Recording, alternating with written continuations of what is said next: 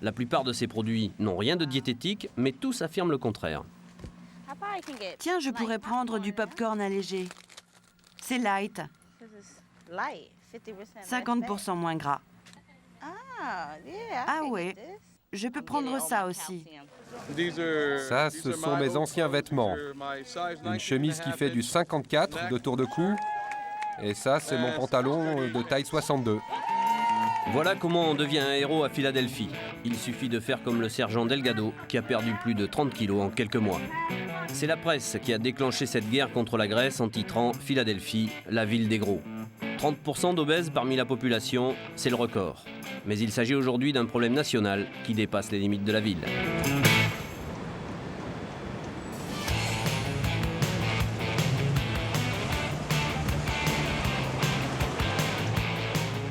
Dans ce pays, 61% des gens sont en excès de poids, 25% sont obèses, le taux de diabète a augmenté de 33% en 10 ans.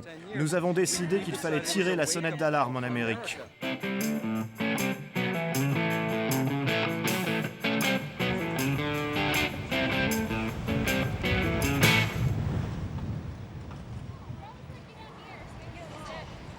Quatrième ville des USA, ancienne capitale du pays, Philadelphie est une ville historique. C'est ici que fut signée l'indépendance des États-Unis. Aujourd'hui, l'obésité croissante de ses habitants l'a fait à nouveau rentrer dans l'histoire, mais cette fois, pour des raisons moins glorieuses. La ville croule sous le poids des gros et désormais sous l'opprobre. C'est beaucoup plus qu'elle ne pouvait en supporter. Depuis quelques mois, les autorités municipales ont lancé un vaste programme pour lutter contre les kilos en trop. Chacun peut venir s'inscrire et s'enrôler pour mener cette bataille. Il s'agit de s'engager pour un changement radical. L'équipe de basket fétiche de la ville s'appelle les 69ers, autrement dit les 76, et ils soutiennent officiellement le programme. L'ensemble de la ville s'est donc fixé comme premier objectif de perdre 76 tonnes de graisse en 10 semaines. À l'origine de cette initiative, un homme, le maire de la ville, John Street. Vous vous sentez bien? Vous savez tous que ce programme ne consiste pas simplement à perdre du poids. Il s'agit d'être en bonne santé et d'avoir un meilleur mode de vie. C'est l'une des prochaines révolutions de ce pays. Première révolution, la mairie organise désormais de grandes marches à travers la ville. Le maire veut redonner à 4 millions de concitoyens le sens de l'effort physique. Dans ce pays où d'ordinaire la voiture a tous les droits, le changement est loin de passer inaperçu. Mais pour John Street, faire maigrir une ville entière n'est pas seulement un acte de philanthropie. Cette volonté de changement radical s'explique aussi par des raisons beaucoup plus terre-à-terre. Un tiers des adultes présentent des problèmes d'hypertension. C'est vraiment trop. Tous ces gens vont dans les centres de santé et c'est le contribuable qui paye. Alors en tant que maire de la ville, mais aussi en tant que personne qui paye beaucoup de taxes pour la santé, on a décidé de mettre au point ce programme. Ce programme, il est fait pour encourager les gens à changer leur façon de vivre et à être en meilleure santé. Pour mener à bien son programme minceur, le maire a demandé la participation de tous les acteurs de la ville, y compris des entreprises. C'est ainsi que Joyce Link a perdu une vingtaine de kilos grâce à l'application du programme au sein de sa compagnie d'assurance. Depuis, elle est une fervente supportrice du maire. Dans cette compagnie d'assurance, chaque fois qu'elles le peuvent, Joyce et ses collègues s'encouragent mutuellement. Par exemple, l'une d'entre elles se charge d'amener des légumes et de la nourriture saine pour remplacer l'ordinaire de la cantine. Alors il y a mes nouilles et mes légumes, des brocolis, des poivrons. C'est ce que je mange.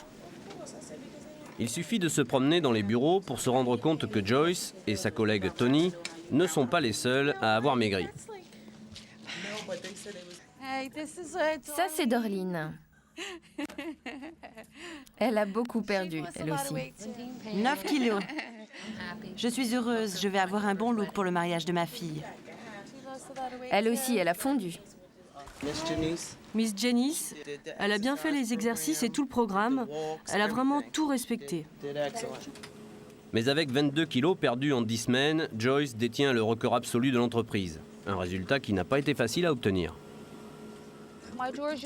Mes tiroirs ont toujours été remplis de petites choses, des chips, des petits gâteaux, et c'est ça que l'on grignotait quand on avait faim.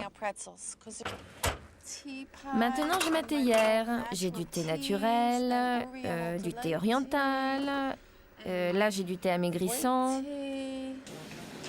Pour aider ses employés, l'entreprise Keystone Merci a mis le paquet. Distribution de recettes régime sur Internet, eau gratuite à tous les étages et surtout, autorisation d'investir le hall de la compagnie pour des séances d'aérobic à l'heure des pauses. Bon allez, on va boxer. Qui nous a rendu dingue aujourd'hui au boulot? Voyons voir que je m'en rappelle. Joyce et ses collègues s'entraînent désormais au rythme de 3 heures par semaine. Un planning chargé qu'elles ne pourraient sans doute pas tenir en dehors de l'entreprise. Je vois ces gens plus souvent que ma famille, mes amis ou mon mari. Alors pourquoi ne pas faire ça au boulot? C'est vraiment le meilleur endroit. Et puis on se met 2 par 2, donc vous avez un partenaire ou carrément un groupe. Lorsque vous le souhaitez, l'entreprise vous soutient et elle vous aide à perdre du poids. Il vous encourage. C'est ça le vrai truc. Le truc, c'est aussi une bonne opération de communication à peu de frais pour Keystone Merci. Car grâce aux ailes de ses employés, la mairie va bientôt lui rendre un hommage public à l'américaine.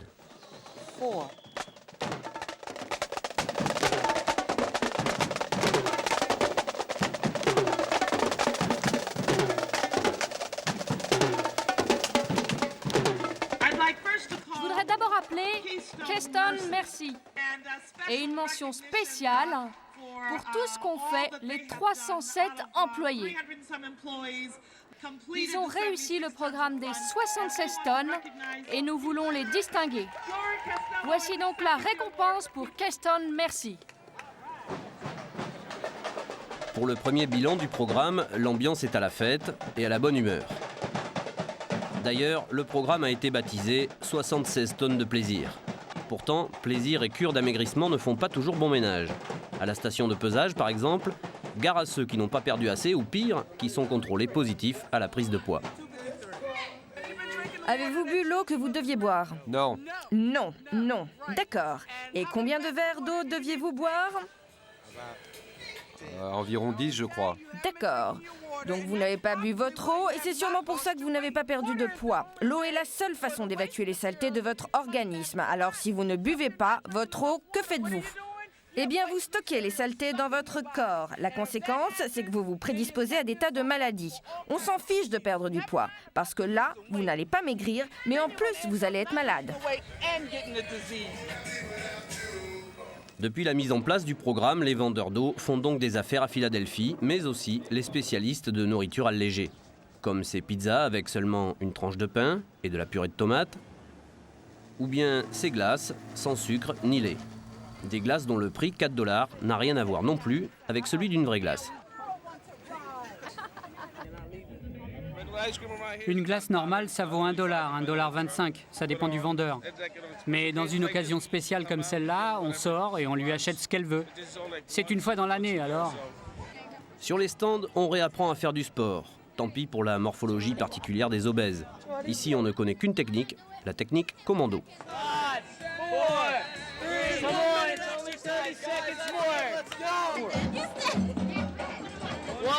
1 minute de pompe, ils peuvent même pas y arriver.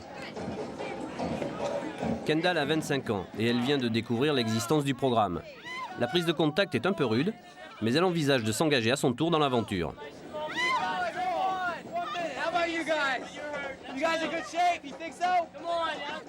Je n'arrivais même plus à me souvenir de l'époque où j'avais fait un effort pour la dernière fois. J'étais avachie devant la télé lorsque j'ai vu la marche du maire. Alors je me suis dit, pourquoi pas prendre une journée et aller là-bas faire un peu de sport. Je voulais perdre 18 kilos. Alors j'ai encore du boulot pour y arriver. Mais kilo après kilo, c'est faisable. Ah, je suis fatiguée. Aujourd'hui, les organisateurs promettent un t-shirt gratuit à Kendall si elle passe par tous les stands. Mais il lui reste encore le plus dur à faire, escalader un rocher de carton-pâte. Et avec son poids, c'est loin d'être évident. Un peu plus haut. Allez, un cran de plus. Je ne peux pas. Ah, j'en tremble encore. Oh mon Dieu. J'ai gagné mon t-shirt. Quelle taille, large ou extra large? Extra large. Cet exploit a fini de convaincre Kendall. Direction, le centre de recrutement en Tigresse. Une signature pour adhérer à son tour au programme, un peu de documentation, et elle se sent déjà plus légère. Ah ouais, c'est faisable. Je bois déjà de l'eau, alors ça ne va pas être dur. Manger plus de fruits et de légumes, je peux le faire. De retour chez elle, Kendall doit appliquer la phase numéro 1, trouver un partenaire. C'est Kim, sa tante, qui a accepté de l'accompagner. Et tout d'abord, il faut évaluer le poids de départ.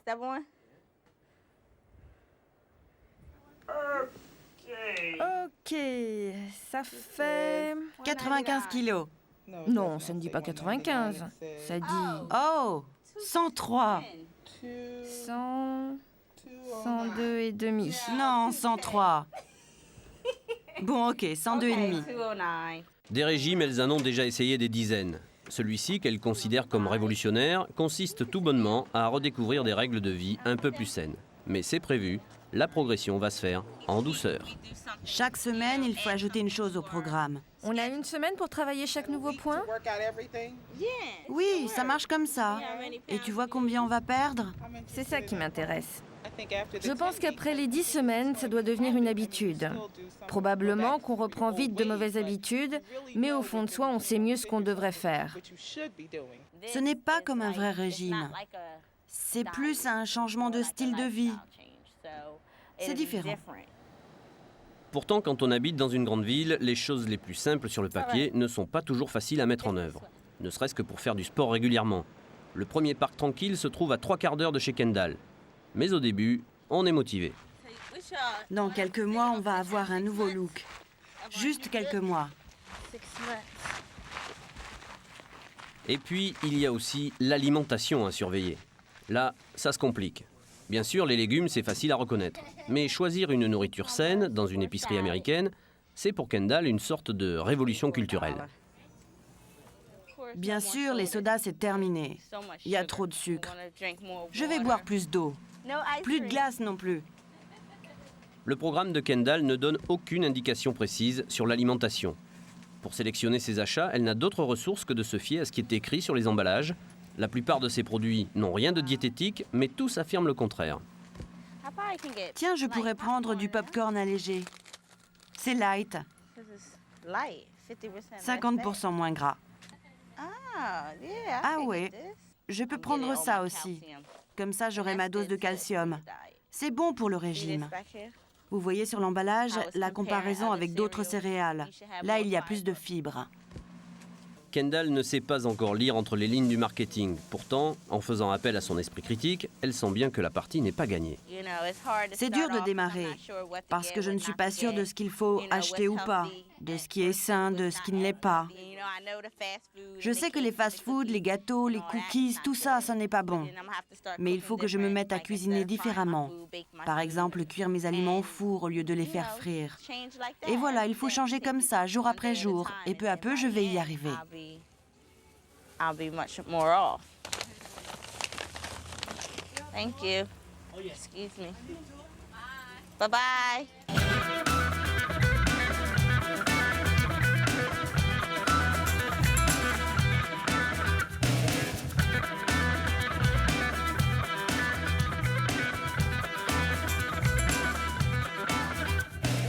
Difficile de changer les habitudes alimentaires des Américains basées sur le prêt à consommer. À Philadelphie, comme partout dans le pays, l'alimentation est considérée comme un service et nourrir les autres, c'est un métier. C'est ce qui a fait la fortune de Geno's, le plus célèbre vendeur de Philly's cheesesteak de la ville. Vous en avez 3 sortes. Au fromage américain, au provolone et au fromage fondu. Et ça se tartine comme ça. Vous voyez ? 5 ou 6 tranches de viande de bœuf saisies au grill, des oignons, et voici la plus fameuse spécialité culinaire de Philadelphie, le Philly's cheesesteak. Des sandwichs comme celui-ci, ils s'en vendent des milliers par jour. Les Philadelphiens en raffolent et en régalent leur famille, et selon le patron, Joe Vento, le fameux sandwich n'est pas en cause dans les problèmes d'obésité. Ce pays est né avec le bœuf. Il a grandi avec le bœuf. Je suis fait de bœuf et de pommes de terre. Regardez-moi, j'ai 62 ans. Ça fait 50 ans que je mange des cheesesteaks. J'ai l'air obèse? Chez Gino, on a le bœuf dans la peau. Dans ce pays, la viande est une institution. Et personne ne se hasarderait à s'y attaquer, pas même les vraies institutions. Voilà pourquoi ici, on ne veut pas entendre parler du programme minceur de la mairie. Et d'ailleurs, dès qu'on prononce le nom du maire, la réplique ne se fait pas attendre. Il oublie qu'il y a quelques années, il était dans le business du hot dog. Et je ne le voyais pas faire tout ce foin quand il était dans ce business avec son frère. Gino's Cheesesteak, c'est pour toujours. On ne doit rien changer dans notre resto. Rien de ce qu'ils peuvent nous raconter ne nous fait peur. Vous voulez des légumes? Parfait. Allez voir ailleurs. Le message est clair, et pourtant, la mairie continue son travail de sape. Dans son programme, elle a associé plusieurs restaurants et surtout, l'école de cuisine de la ville. Comme des missionnaires de l'hygiène alimentaire équilibrée, les futurs chefs ont désormais pour consigne de tout faire pour changer les habitudes culinaires de leurs concitoyens. Et dans cette école réputée, c'est parfois la subversion qui rentre dans les assiettes, puisqu'on n'hésite pas à pointer du doigt les lobbies de l'agroalimentaire. Avec les Américains, la plupart des choses sont sponsorisées par les producteurs de viande et de fast-food. Vous devez être avertis de ça. Vous ne pouvez pas oublier ça. Il ne s'agit pas de devenir végétarien, mais oui, je crois que vous devez prendre en considération qui sponsorise la chaîne alimentaire. Un discours de méfiance inhabituel au pays de l'économie de marché et des multinationales. Mais les supporters de la nourriture saine sont de plus en plus réticents vis-à-vis des grands groupes de l'alimentaire.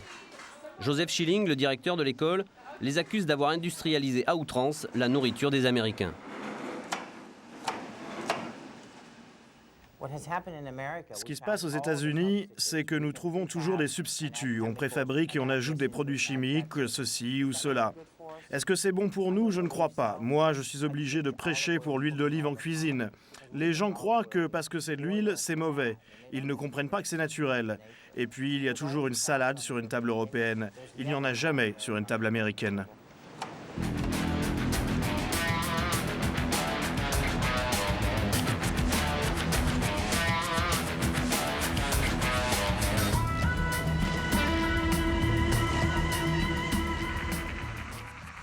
Les campagnes américaines sont pourtant vertes, mais la plupart du temps, ces champs entiers vont servir à confectionner des plats tout prêts et conservables, vendus sous la marque des grandes compagnies. Les cultures maraîchères ont quasiment disparu. Résultat, à Philadelphie, comme dans la plupart des villes américaines, l'approvisionnement en produits frais devient un problème. Là encore, la mairie a trouvé une parade. Il s'agit de faire revenir les produits de la ferme au cœur des villes, une initiative qui se développe en partenariat avec des associations. Farmers Market Trust est l'une d'entre elles. Depuis 10 ans, elle milite pour réapprovisionner les quartiers en produits frais. Au sein de cette association, on trouve essentiellement des jeunes, comme Cynthia Copperman. Pour eux, il s'agit de réapprendre aux gens à se prendre en main du point de vue de l'alimentation. Incitation, information, distribution de recettes, tous les moyens sont bons pour détourner les Philadelphiens de leurs habituels fast-food.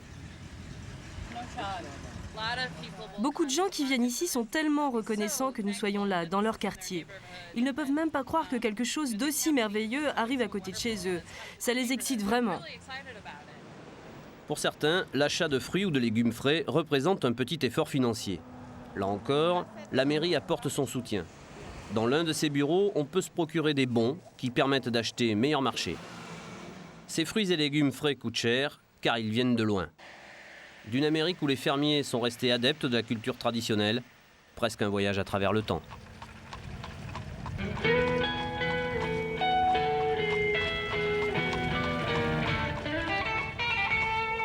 Nous sommes à 150 km de Philadelphie, dans une communauté amish, une communauté religieuse qui continue à vivre comme il y a 100 ans.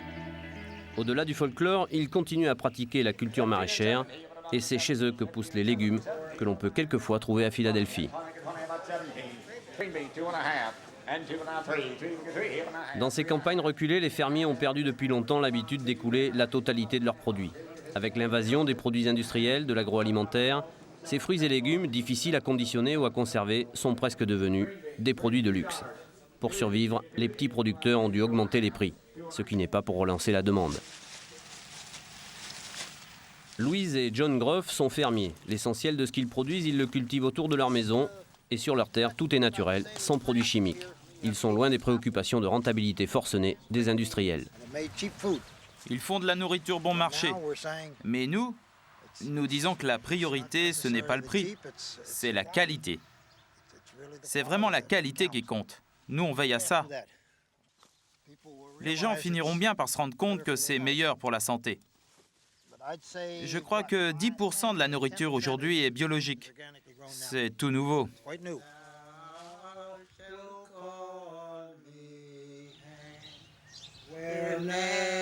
John et Louise sont ménonites, une communauté proche des Amish. Sur la table de la cuisine, aucun risque de trouver un cheeseburger ou un soda. Ici, on suit les préceptes de la Bible, dans la vie de tous les jours, et même encore plus dans la cuisine. Pour les gens comme Louise et John, la ville est un peu une pécheresse qui s'est fourvoyée dans l'erreur. Du coup, une fois par semaine, John prend son bâton de pèlerin et n'hésite pas à parcourir les 150 km qui le séparent de Philadelphie pour amener ses produits frais, un peu comme s'il amenait la bonne parole en terre païenne. Mais malgré toute la bonne volonté du monde, on ne change pas certaines mauvaises habitudes aussi facilement. Bye bye. Première victime de ce style de vie, les enfants. Du poulet, des spaghettis et des pizzas, c'est tout ce qu'ils mangent. Jamais de légumes. C'est dur d'encourager quelqu'un lorsqu'il ne veut pas, mais vous voyez, il n'est quand même pas en mauvaise santé. La nouvelle génération est donc devenue la priorité de Farmers Market Trust. C'est sur ces jeunes que compte l'association pour réduire le nombre d'obèses à l'avenir. Farmers Market Trust les encourage à vendre des fruits et des légumes au sein de leur collège. Mais pour eux, les produits frais, c'est l'inconnu. Il faut que tu te rappelles quand est la saison de la pastèque. Est-ce que la saison c'est en plein hiver ou est-ce que c'est pendant l'été? Aujourd'hui, il y a toute une génération qui n'est pas familiarisée avec les fruits et les légumes. Ils n'ont ni l'envie ni l'opportunité d'en manger. Et je pense que l'obésité, ça peut arriver n'importe où, dans n'importe quel pays. Ce n'est pas une question liée aux Américains et à leurs gènes. C'est à cause de notre façon de vivre. Et comme notre style de vie devient populaire en Europe, ça peut se produire ailleurs. Si ça nous arrive aujourd'hui, ça peut arriver à Paris demain. Je suis très pressée là. Bon, allez-y. Non, je suis vraiment très pressée. J'ai 4 places pour le match de baseball, faut que j'y aille. Vraiment, je suis pressée. Non, faire cuire un morceau de viande, c'est vraiment trop long. À Philadelphie, c'est la communauté noire qui tient de loin la première place au palmarès de la malbouffe. C'est donc chez eux que l'on trouve le plus de candidats à l'obésité et aux maladies qui en découlent. 30% de Philadelphiens sont touchés, mais pour les Noirs, le chiffre double. Dans cette ville, les Noirs font souvent partie de ces 1 habitant sur 5 qui vivent en dessous du seuil de pauvreté à Philadelphie. Des quartiers réputés moins sûrs, situés en périphérie de la ville, peu d'argent dans les bourses, autant de raisons qui poussent les éventuels supermarchés à déserter le secteur noir. Voilà comment Health Quest, un magazine de santé pour la communauté afro-américaine, établit le lien entre l'appartenance à une classe sociale et les problèmes d'obésité.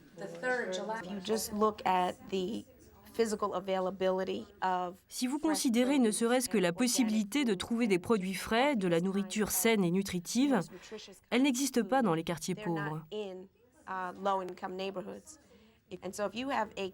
Donc quand vous avez une communauté qui n'a pas beaucoup d'argent, ils sont obligés de faire avec ceux qui veulent bien de leurs maigres ressources. Alors il n'y a que les fast-foods qui justement leur vendent de la mauvaise nourriture. Pour les Afro-Américains, la santé ce n'est donc pas qu'une question de régime et d'exercice. C'est aussi une question sociale, économique, une affaire d'éducation. C'est tout un système. Plus on descend dans les quartiers défavorisés, plus la situation empire. La révérende Tyrinia Franklin tente d'y remédier avec son arme secrète, un ballon de basket, qui lui sert à nouer le contact avec les jeunes. Mais ici, comme le chômage, la drogue ou la délinquance, la malbouffe et le laisser-aller font partie des fatalités auxquelles on s'habitue. Premier objectif de la révérende, stimuler ses protégés. Mais avec les laissés pour compte du rêve américain, il faut souvent faire preuve d'astuce et d'imagination. Tout d'abord, quand j'exerce mon ministère à l'église, je danse et je m'assure que les gars dansent bien avec moi. La danse est le meilleur moyen de garder la forme, alors je me lance pendant la prière et on y va tous. C'est comme ça pendant une demi-heure. On monte sur l'estrade et on bouge, on joue et on fait ça pendant une demi-heure. Donc pendant une demi-heure, vous pouvez vous dire que j'ai réussi à faire du sport à près de 100 ou 200 personnes. Et avec ceux qui ne viennent pas à l'église, c'est un peu plus compliqué. Qu'est-ce que tu comptes faire pour ton corps? Rien. Et pourquoi?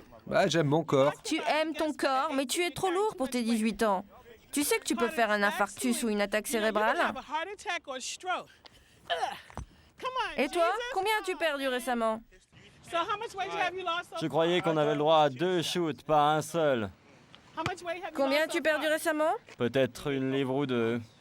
D'accord, ok. Tu sais que c'est pas bon de perdre plus d'1 kilo par semaine. C'est comme ça qu'il faut faire. Moi, je ne veux pas qu'on me force. Si je le fais, je veux que ce soit moi qui décide. D'ailleurs, je mange déjà moins et je marche beaucoup. De toute façon, si je dois mourir, je mourrai. Heureusement, je suis encore vivant. Face à ce comportement presque suicidaire, la révérende se donne bien du mal. Mais dans les quartiers pauvres, quand on n'a pas de boulot et pas d'avenir, comment s'intéresser à des questions apparemment aussi futiles que son tour de taille? Hey, tu m'écoutes ou non?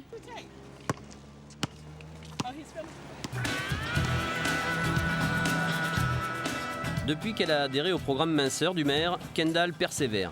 Elle s'est acheté un vélo avec lequel tous les jours, elle s'impose une demi-heure d'effort physique.